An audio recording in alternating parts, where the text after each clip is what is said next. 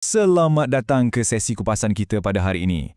Korang pernah tak baca satu surah dalam Al-Quran ni yang permulaannya saja dah cukup mendebarkan? Surah ni bagi satu peringatan keras. Detik perhitungan manusia dah makin hampir tapi kita masih asyik dibuai mimpi. Ini bukan sekadar teks kuno ya. Ini sebenarnya satu wake up call yang sangat mendesak untuk kita semua. Jadi hari ini, kita akan bongkar warisan dan pengajaran dari Surah Al-Anbiya. Surah ke-21 yang syarat dengan kisah-kisah perjuangan yang sangat luar biasa. Persoalannya kan, kiamat makin hampir tapi kenapa kita manusia ni masih tidur lena? Soalan ni betul-betul menusuk ke dalam jiwa kan? Surah ni dibuka tepat dengan pemerhatian ini. Bayangkan, di satu sisi, ada realiti kosmik yang maha dahsyat. Hari kiamat yang pasti akan tiba. Tapi di sisi yang lain, kelalaian manusia ni berterusan, macam tak ada apa-apa berlaku.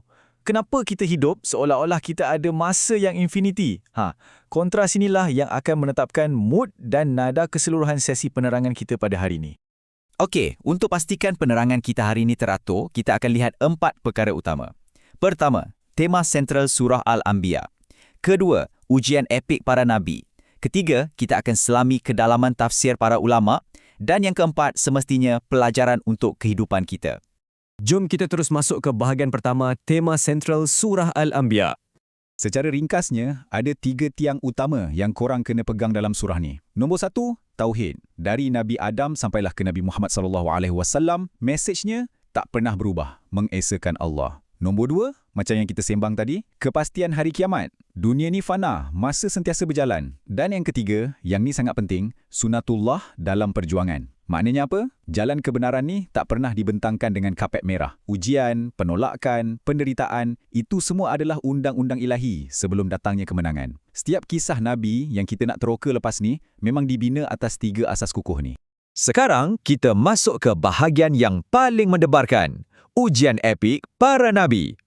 Surah ni dinamakan Al-Anbiya sebab ia kumpulkan kisah para Nabi yang paling banyak dan setiap krisis tu bertaraf epik. Cuba bayangkan situasi ni. Nabi Ibrahim berdepan dengan seluruh kaumnya seorang diri. Baginda dengan beraninya meruntuhkan hujah penyembahan berhala mereka. Tapi apa balasan kaumnya? Mereka nyalakan satu unggun api yang teramat besar dan lemparkan baginda terus ke dalam api itu. Ini bukan ujian biasa. Ini kemuncak penolakan dan ujian fizikal yang paling dahsyat. Tapi, korang tengok apa yang jadi. Bila keyakinan Nabi Ibrahim tu dah tak berbelah bahagi, keajaiban berlaku. Perintah Allah terus mengatasi hukum alam. Api yang sifat asalnya membakar dan memusnahkan, tiba-tiba bertukar jadi pelindung yang sejuk dan menenangkan. Ini bukti yang sangat jelas, bila ikhtiar kita dah sampai batas tertinggi untuk tegakkan kebenaran, pertolongan Tuhan tu pasti akan hadir. Tak akan pernah lambat walau sesaat. Seterusnya, kita beralih ke satu lagi situasi yang tak kurang ekstrimnya, kisah Nabi Yunus.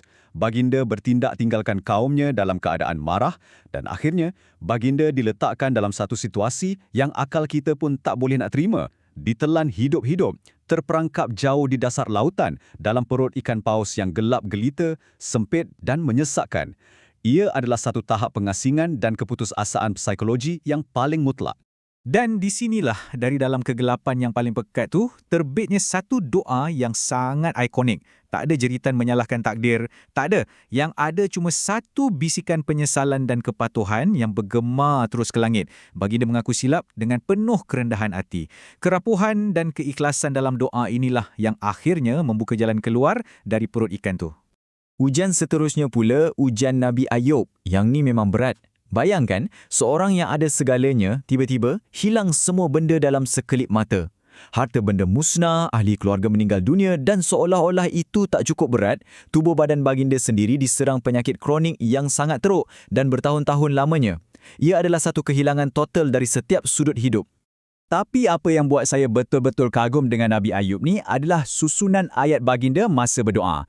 Walaupun dalam kesakitan yang tak terbayangkan, baginda tunjuk kesopanan tahap tertinggi bila bercakap dengan Tuhan. Baginda cuma sebut, aku ditimpa penyakit, tanpa ada sedikit pun nada merungut. Lepas tu, baginda terus puji kasih sayang Allah. Subhanallah, kesantuman yang sangat-sangat luar biasa. Dan kita tak boleh lupakan Nabi Zakaria. Ujian baginda ni mungkin nampak macam sunyi sikit, tapi ia sangat-sangat pribadi. Ia cabaran emosi dan biologi. Usia makin meningkat, badan makin lemah, tapi masih belum dikurniakan zuriat untuk sambung misi dakwah baginda. Ini tunjukkan yang para nabi pun lalui cabaran manusiawi yang sangat nyata. Kerisauan pasal umur, zuriat dan legasi yang bakal ditinggalkan. Berbekalkan kisah-kisah tadi, mari kita selami pula bahagian ketiga, kedalaman tafsir para ulama. Kisah-kisah yang kita dengar tadi memang epik, tapi keajaiban intelektualnya bermula kat sini. Kita ada 3 ulama gergasi yang pandang surah yang sama, tapi guna lensa yang berbeza. Ibnu Kathir bedah dari sudut sejarah, Ibnu Qayyim pula tengok dari segi psikologi spiritual, manakala Imam Nawawi fokus pada etika dan tindakan praktikal. Bila kita gabungkan ketiga-tiga pandangan ni, pemahaman kita jadi sangat-sangat mantap. Mula-mula kita tengok pandangan Ibnu Kathir. Beliau bawa satu konsep yang dipanggil tasliyah. Maksudnya, kisah-kisah Nabi dalam surah ni bukan sekadar diceritakan sebagai sejarah. Tidak, ia sebenarnya berfungsi sebagai pelukan ilahi, satu pujukan rohani khas buat Nabi Muhammad SAW yang masa tu tengah lalui fasa penolakan paling kejam kat Mekah. Macam Allah nak pesan, kamu tak keseorangan. Manusia terhebat sebelum kamu pun pernah menderita. Penderitaan ni adalah lumrah bagi seorang Nabi.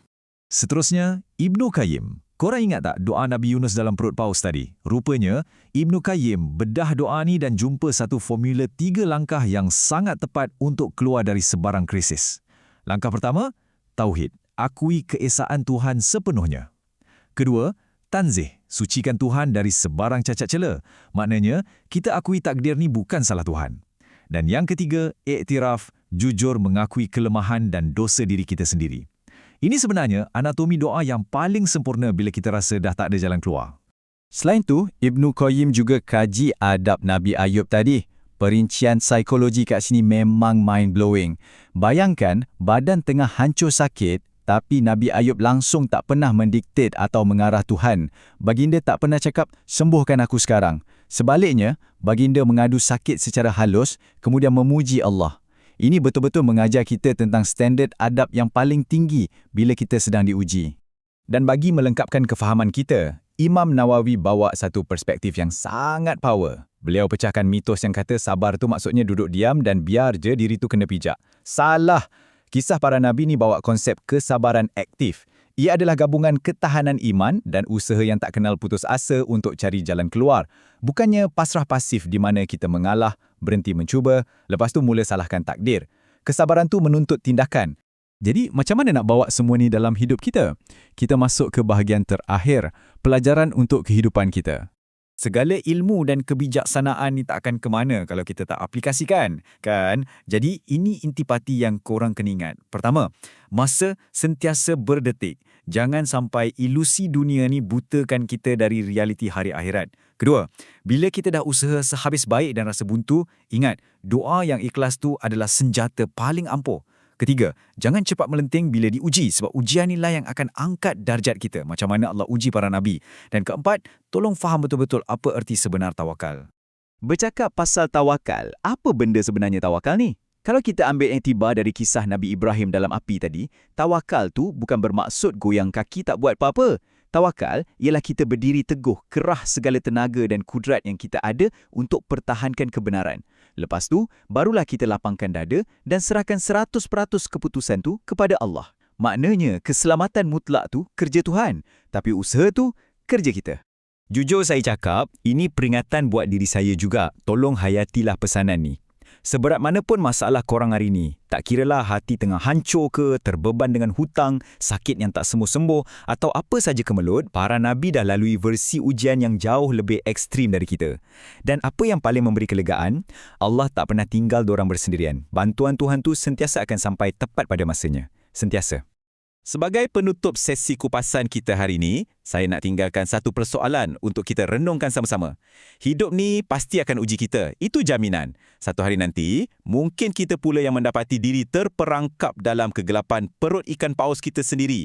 Sunyi, gagal, rasa terperangkap. Bila saat itu tiba, berpandukan inspirasi dari surah Al-Anbiya ni, apakah jenis doa dan tindakan yang korang akan pilih? Fikir-fikirkanlah.